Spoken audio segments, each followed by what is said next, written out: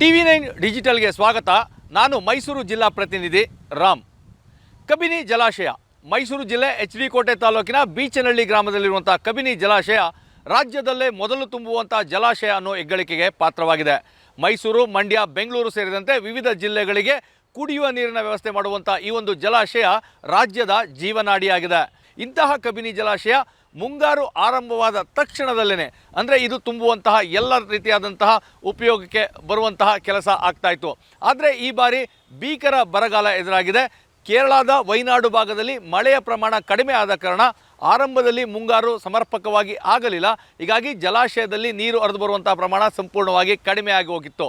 ಈ ಒಂದು ಕಬಿನಿ ಜಲಾಶಯ ಗರಿಷ್ಠ 84 ಅಡಿ ಇದೆ.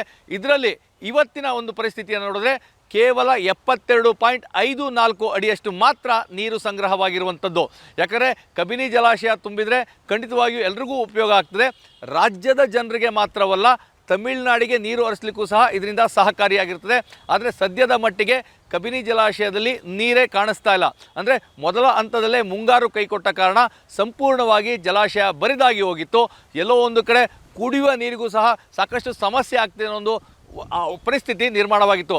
ಇದೇ ಒಂದು ಸಂದರ್ಭದಲ್ಲಿ ತಮಿಳುನಾಡಿಗೆ ನೀರನ್ನು ಹರಿಸಬೇಕು ಅನ್ನೋ ಒಂದು ಸೂಚನೆ, ಆದೇಶ ಸಹ ಒಂದು ರೀತಿ ಗಾಯದ ಮೇಲೆ ಬರೆ ಎಳೆದಂತಾಗಿತ್ತು.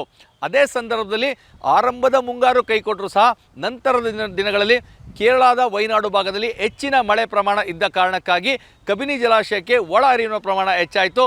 ಎಲ್ಲೋ ಒಂದು ಕಡೆ ಕಂಪ್ಲೀಟಾಗಿ ಸ್ಟಾಪ್ ಆಗ್ತಿದೆ ಅನ್ನೋದು ಆ ಒಂದು ಚೇತೋದಾರಕಿಯಾಗಿ ಆ ಒಂದು ನೀರು ಹರಿದು ಬಂತು.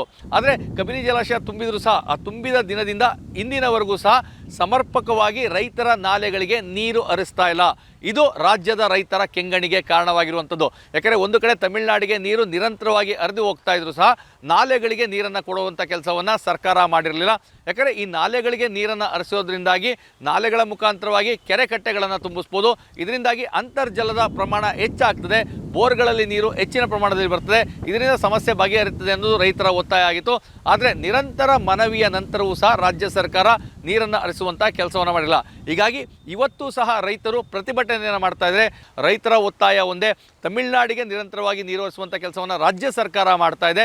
ಒಂದು ಕಡೆ ಜಲಾಶಯ ಖಾಲಿಯಾಗುವಂಥ ಹಂತ ತಲುಪ್ತಾ ಇದೆ, ಅಂದರೆ ಸಂಪೂರ್ಣವಾಗಿ ಬರಿದಾಗಿ ಹೋಗ್ತದೆ. ಅದಾದ ನಂತರ ಬೆಳೆಗಳಿಗೆ ಮಾತ್ರವಲ್ಲ, ಕುಡಿಯುವ ನೀರಿಗೂ ಸಹ ಹಾಹಾಕಾರ ಉಂಟಾಗ್ತದೆ.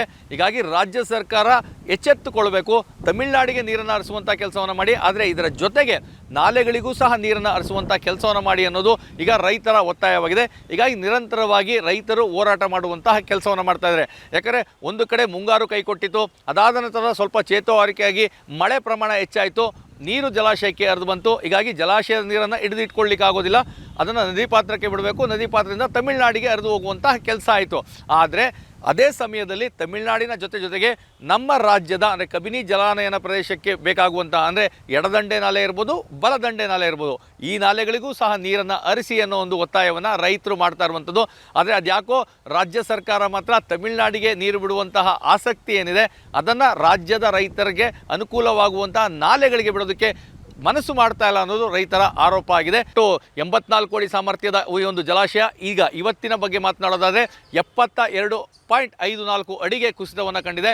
19.5 TMC ನೀರನ್ನು ಸಂಗ್ರಹ ಮಾಡುವಂತಹ ಸಾಮರ್ಥ್ಯ ಇರೋ ಕಡೆಗಳಲ್ಲಿ ಸಂಪೂರ್ಣವಾಗಿ ಬರಿದಾಗುವಂತಹ ಎಲ್ಲ ಲಕ್ಷಣಗಳು ಸಹ ಇದೆ. ಹೀಗಾಗಿ ಆ ನೀರು ಬರಿದಾಗುವ ಮುನ್ನ ನಾಲೆಗಳಿಗೆ ನೀರನ್ನು ಹರಿಸುವಂಥ ಕೆಲಸವನ್ನು ಮಾಡಿ ಅನ್ನೋದು ರೈತರ ಒತ್ತಾಯವಾಗಿದೆ. ಈ ಒಂದು ಸೂಕ್ಷ್ಮವಾದಂತಹ ಪರಿಸ್ಥಿತಿಯಲ್ಲಿ ರಾಜ್ಯ ಸರ್ಕಾರ ಯಾವ ರೀತಿಯಾದಂತಹ ನಿರ್ಧಾರಗಳನ್ನ ತೆಗೆದುಕೊಳ್ತದೆ, ಯಾವ ರೀತಿ ನಡೆದುಕೊಳ್ತದೆ, ರೈತರ ಒಂದು ಹಿತ ಕಾಯುವಂಥ ಕೆಲಸದಲ್ಲಿ ಎಷ್ಟರ ಮಟ್ಟಿಗೆ ಒಂದು ಮನ್ನಣೆಯನ್ನು ನೀಡ್ತದೆ, ರೈತರ ಹಿತವನ್ನು ಕಾಪಾಡ್ತದೆ, ಇದು ಸಾಕಷ್ಟು ಕುತೂಹಲಕ್ಕೆ ಕಾರಣವಾಗಿದೆ.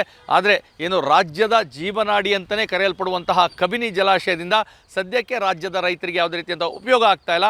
ಮುಂದಿನ ದಿನಗಳಲ್ಲಿ ಒಂದು ವೇಳೆ ಈ ಜಲಾಶಯ ಬರಿದಾದರೆ ಕುಡಿಯುವ ನೀರಿಗೂ ಸಹ ಒಂದು ರೀತಿಯಾದಂಥ ಹಾಹಾಕಾರ ಉಂಟಾಗ್ತದೆ. ಅಂತಹ ಪರಿಸ್ಥಿತಿಗೆ ರಾಜ್ಯ ಸರ್ಕಾರ ನಮ್ಮನ್ನು ದೂಡೋದು ಬೇಡ ಅನ್ನೋದು ರೈತರ ಒತ್ತಾಯವಾಗಿದೆ. ಹೀಗಾಗಿ ಮುಂದೆ ರಾಜ್ಯ ಸರ್ಕಾರದ ನಡೆ ಏನಿರುತ್ತೆ ಅನ್ನೋದೇ ಎಲ್ಲರ ಕುತೂಹಲಕ್ಕೆ ಕಾರಣವಾಗಿರುವಂಥದ್ದು.